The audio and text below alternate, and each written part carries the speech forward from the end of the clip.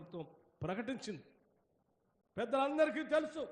అయినా కావాలని కాంగ్రెస్ ప్రభుత్వాన్ని విమర్శించే కార్యక్రమం కోసం చేసే కుహనా శక్తులకి చెప్తా ఉన్నాం. మణుగూరు శాసనసభ నియోజకవర్గం నుంచి అయ్యా, మేము ప్రకటించింది ప్రజల కోసం, పేదల కోసం, సంపదను పెంచుతాం, ప్రజలకు పంచుతాం అని చెప్పాం. బరాబర్ ప్రజలకి పంచుతాం. మీరు అడ్డం చెప్పినా, అప్పులు చేసి మాకు ఇబ్బందులు పెట్టినా మేము పంచే కార్యక్రమాన్ని ఆపమనేది మాత్రం చాలా స్పష్టంగా చెప్పదలుచుకున్నాం.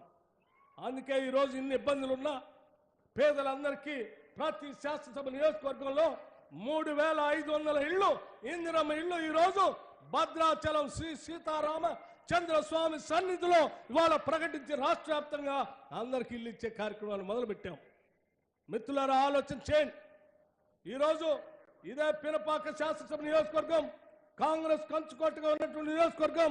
గత శాసనసభ ఎన్నికల్లో కూడా ఇక్కడ కాంగ్రెస్ పార్టీ అభ్యర్థిని గెలిపిస్తే సిగ్గు లేకుండా పార్టీని మారి, పార్టీని అమ్ముకొని టీఆర్ఎస్ పార్టీలో చేరితే చివరికి పార్టీలో చేరటమే కాదు, తల్లి లాంటి కాంగ్రెస్ కార్యాలయాన్ని కూడా టీఆర్ఎస్ పార్టీకి దఖలు చేస్తే నీకు బుద్ధి చెప్తామని చెప్పి ఈ శాసనసభ నియోజకవర్గ ప్రజానికం, కాంగ్రెస్ కార్యకర్తలు భారీ ఎత్తున ఇక్కడ కాంగ్రెస్ అభ్యర్థిని గెలిపించి టీఆర్ఎస్ పార్టీకి బుద్ధి చెప్పారు.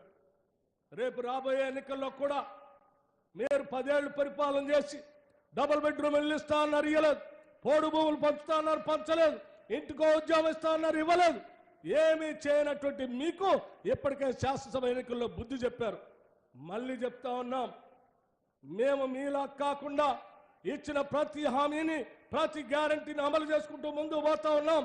రేపు జరగబోయేటువంటి పార్లమెంట్ ఎన్నికల్లో కూడా ఈ మహబూబాబాద్ పార్లమెంటు నియోజకవర్గం నుంచి మన అభ్యర్థిగా, కాంగ్రెస్ పార్టీ అభ్యర్థిగా మాజీ మంత్రులు బలరాం నాయక్ గారు పోటీ చేస్తా ఉన్నారు.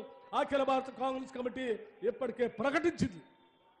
భారీ ఎత్తున ఈ టీఆర్ఎస్ పార్టీకి బుద్ధి చెప్పేటట్టుగా భారీ ఎత్తున చేగుర్తుపైన ఓట్లేసి గెలిపించవలసిందిగా మీ అందరికీ విజ్ఞప్తి చేస్తా ఉన్నాను.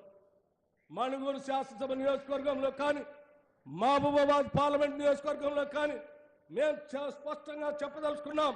ఇక్కడ ఏ అభివృద్ధి కార్యక్రమం జరిగినా, చివరికి హెవీ వాటర్ ప్లాంట్ తీసుకొచ్చినా, సింగరేణి బొగ్గుబాయిలు వ్యాప్తి చేసినా, లేకపోతే ఇతరత్ర ఏ కార్యక్రమాలు, అభివృద్ధి కార్యక్రమాలు చేసినా కేవలం ఆనాటి కాంగ్రెస్ ప్రభుత్వాల ద్వారా మాత్రమే జరిగింది తప్ప మీరు ఏమీ చేయలేదని చాలా స్పష్టంగా చెప్పగలం.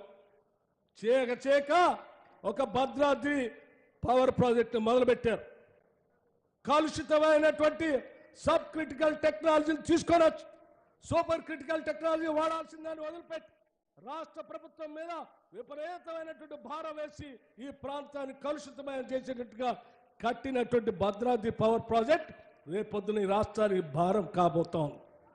మీరు ఈ ప్రాంత ప్రజలకు మేలు చేయకపోగా ఈ ప్రాంత ప్రజలకు అన్యాయం చేసి ఇంకా తగుదనమ్మా అని చెప్పి కాంగ్రెస్ పార్టీ ప్రభుత్వం మీద తప్పుడు ప్రచారం చేస్తూ ఉంటే కాంగ్రెస్ కార్యకర్తలు చూస్తూ ఊరుకోవటానికి సిద్ధంగా లేరు అని చెప్పడానికే అశేషంగా కదిలి వచ్చిన మీ అందరిని చూస్తూ ఉంటే అర్థమవుతుంది. అందుకే సోదరులారా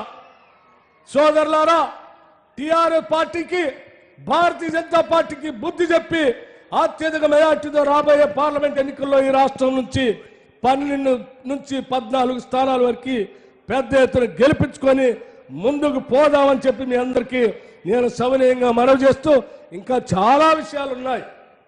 ఈ ప్రభుత్వం వచ్చి కేవలం 90 రోజులు కాలేదు. ఈ 90 రోజుల్లోనే మనం సాధించిన, ప్రజల కోసం చేసిన అనేక కార్యక్రమాలు ఉన్నాయి. ఆ కార్యక్రమాలన్నీ కూడా రాష్ట్ర ముఖ్యమంత్రి వర్యులు రేవంత్ రెడ్డి గారు మీకు స్పష్టంగా ఇంకా చాలా వివరించేది ఉంది. వారు వివరిస్తారని మీ అందరికీ సవినయంగా మనవి చేస్తూ, కార్యక్రమానికి వచ్చినట్టు మీ అందరికి కూడా మరొకసారి నా హృదయపూర్వకమైనటువంటి ధన్యవాదాలు తెలియజేస్తూ సెలవు తీసుకుంటాను.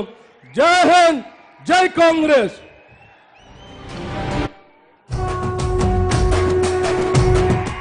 ఇప్పుడు